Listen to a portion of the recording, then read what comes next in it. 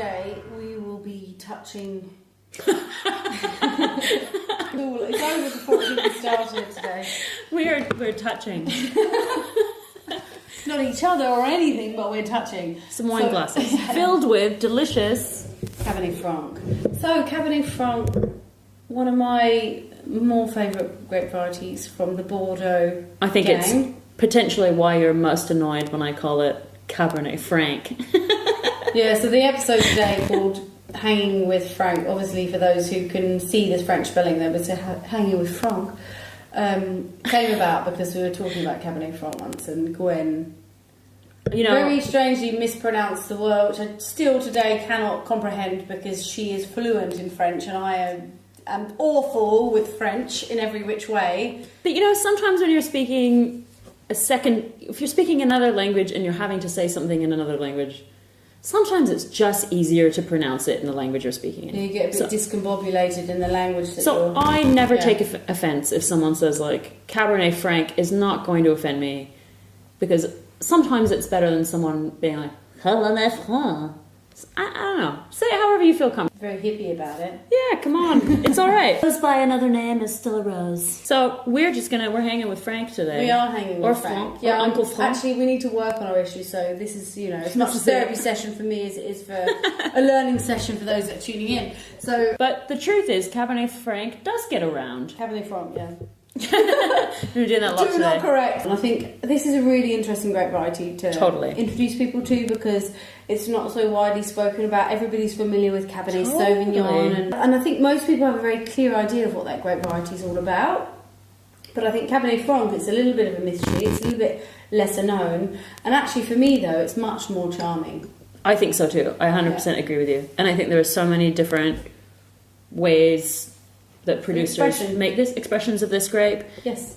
And because it does get around to various regions, it presents itself slightly differently in every place. Yeah, and interestingly, like if we compare it to Cabernet Sauvignon, so we have Cabernet Sauvignon, very thick-skinned, small berry, that's very concentrate. Like a lot of tannins, a lot of concentration, a lot of alcohol, a lot of colour. Right. It's very full on. Arnold Schwarzenegger. Yeah, it is. It's like everything is big. It's just like tight. Yeah. It appears to be quite a full-on wine without making the grape variety, let's not sexualise everything, but it's a more feminine example of the Cabernets, let's say. It's the prettier, more elegant, maybe not it's more elegant. It's the wallflower a little bit. He's like standing off to the side because it doesn't need to show off. Yeah, like higher acidity, lower alcohol in general, a little bit lower, lighter in colour, a little bit lower in tannin, more perfume. More aromatic, and that's why I find it more charming, because it's just more of the style that I like to drink. And I think it's an everyday wine. You can drink it with all kinds of foods. You can drink it for every occasion, from charcuterie to main courses to just a wine hanging with your friends. And very age-worthy. It has a huge potential for aging, Cabernet Franc. And it's funny because I think we often think, we need these wines to be bigger, more concentrated for them to have this potential. But actually it's not the case, because with Cabernet Franc, they have this amazing acidity. I've tried quite a few times, different opportunities. Very fortunately, I have tried, Cabernet Francs that are sometimes 30, sometimes 40 years of age, and they're still showing really well, and they represent the variety they're from. And I think that really rings true the character of this particular varietal.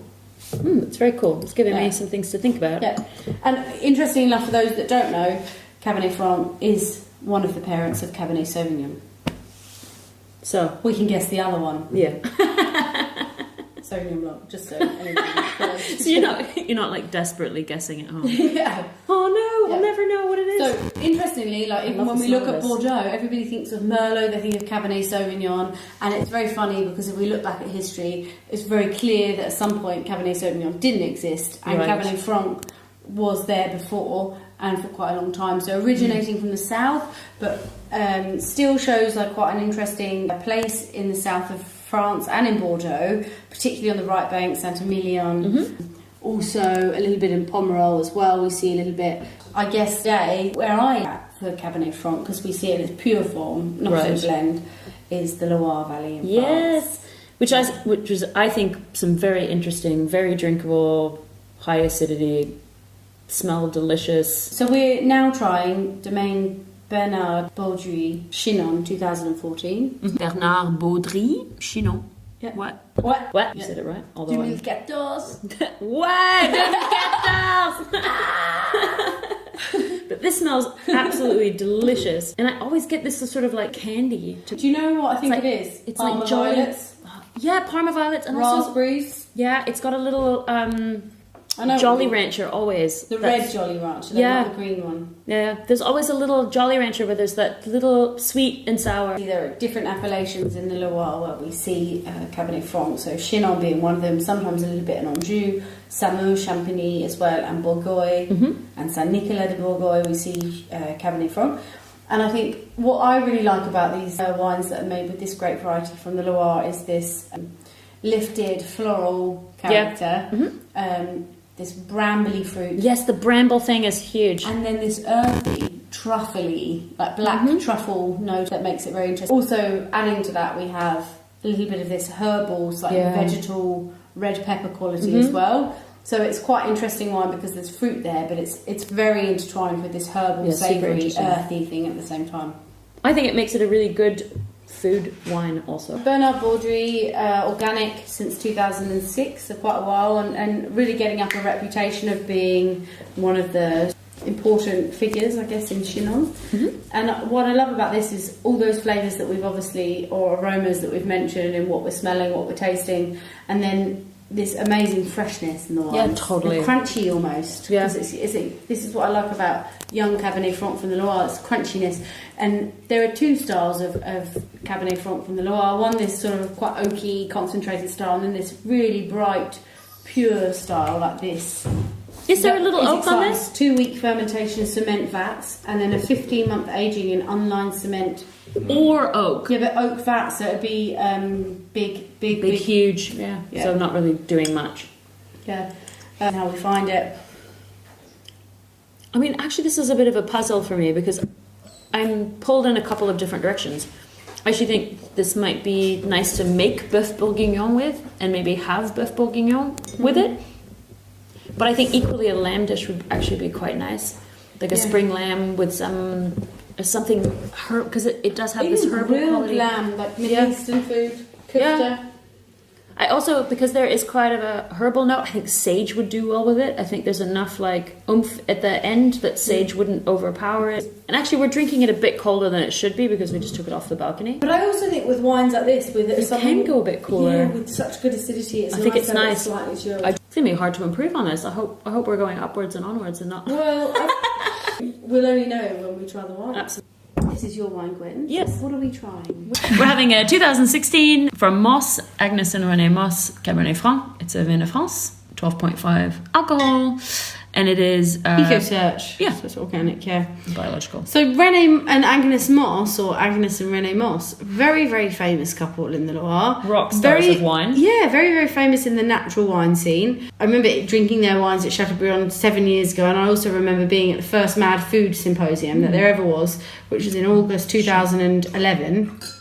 Rene Mosse came on stage with a Naki from Le Chateaubriand at the time, and we were drinking his Anjou Blanc with samphire risotto. And I remember these wines, and they really stood out for me. I'd heard a lot about them. And I think a lot of us who know the Mosse wines, we immediately think of their white wines or their beautiful Magic of Juju. Okay, Magic of Juju white. That's like, if you're going to a party, you bring that. You bring the Magic of Juju Magnum because it is a hit, especially for people that don't drink natural wine. They poo-poo it. You open that bottle, and everyone is like, I need more of whatever that delicious juice is. So we're gonna have a sniff of this. Comparative to the wine before, I think a little bit more savoury on the nose initially. Sour cherries. Definitely sour cherries. I think totally. there is like this, also a little bit of like this olive briny character. Yeah, absolutely. This is definitely a mouth pucker. Well, there's a little bit more tannin here, isn't there? And there's a bit more concentration. But I quite like it. There's a bit more concentration as well. So I think definitely compared to the wine before, like this with a bit more food is also great.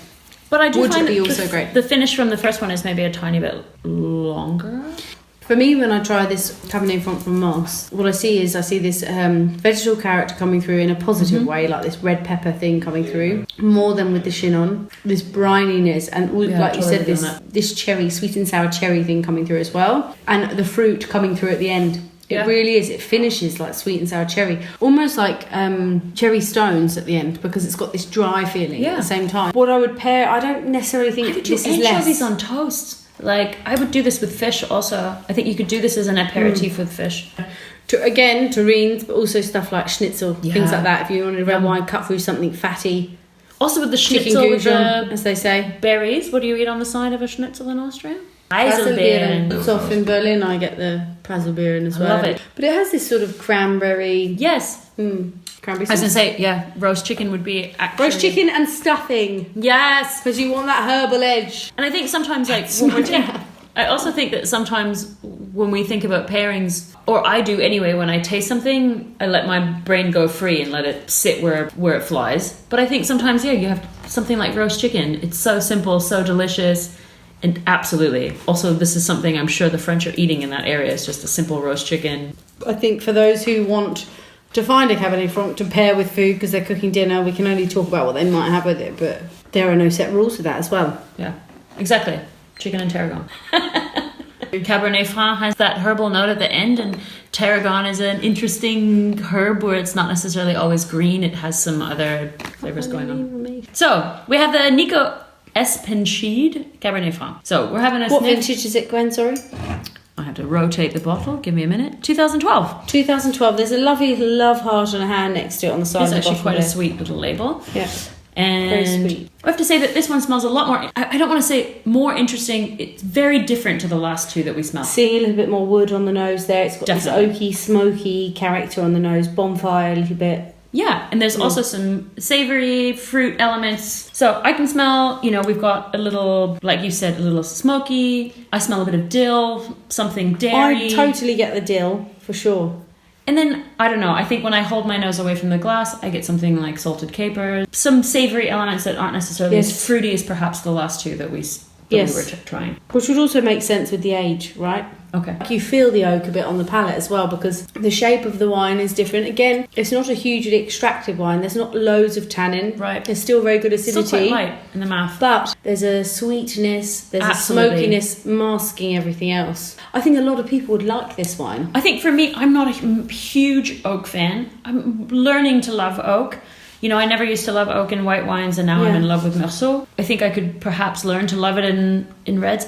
I think for me, when I go for a Cabernet Franc, maybe I prefer something a little lighter and a little fresher, because I do think that the smell is much more savory than the taste. I think the taste, because you're sort of drawn in by these savory notes, and then you take a sip and the oak gives it that sweetness and that toasty, caramelly. There's suddenly something a bit more sweet about it that maybe lets me down a tiny bit. Is that, I feel a bit bad saying it because I love the smell of this wine, but maybe I need a minute with it, because maybe in contrast to the other two, there's too much comparison going on. Agreed. We've had a really great lineup of wines today, all a little bit different with their own character. The Chinon we tried at the beginning was definitely sort of lighter, brighter, more perfume, quite crunchy. Then we went to the Mosse, which was medium-bodied, getting more of this lovely cherry fruit and silky sort of shape. And then here we've gone, again, it's not still a big wine though. No. Still very fresh, but more of this sort of sweeter oak character. That's all. So all for... Yeah. There's a line between the wines, but they're all slightly different. Oh, where's The this come? eating This with is this. German. This is German, Rheinhessen, is it? I think it is. Let me just turn this around. Yeah, Rheinhessen. Okay. So, I mean, what would you eat with this? I think all of the wines, like we've said before already, I think... Still more terrines and... Yeah, Cascoude, anything sort of a little bit fatty, or game bird. I think this one's a little... I think maybe it's just the lineup that for me it stands out a little bit because of the oak. I actually think if we put this wine with some of the other wines that really are oaky, the oak would not stand out in the same way. It's just because the other two wines are so pure and stripped Just back contrast with no oakiness, and then you try one wine with a little bit of oak, that's all stands that out. We've tried a really nice selection of wines. I think the first two maybe being a little bit similar, which makes out of the three. food. Right. But also they're coming from a similar place. This A one's also really growing on me. interesting introduction to Cabernet Franc today. So, if you have some favorite Cabernet Franc, please write to us on Apple. You can also email us through our website at juice.show. Or you can find us on Instagram at juice.podcast or Twitter on juice_podcast. Till next time, we're hanging with Frank for the rest of the evening. Good night. Bye.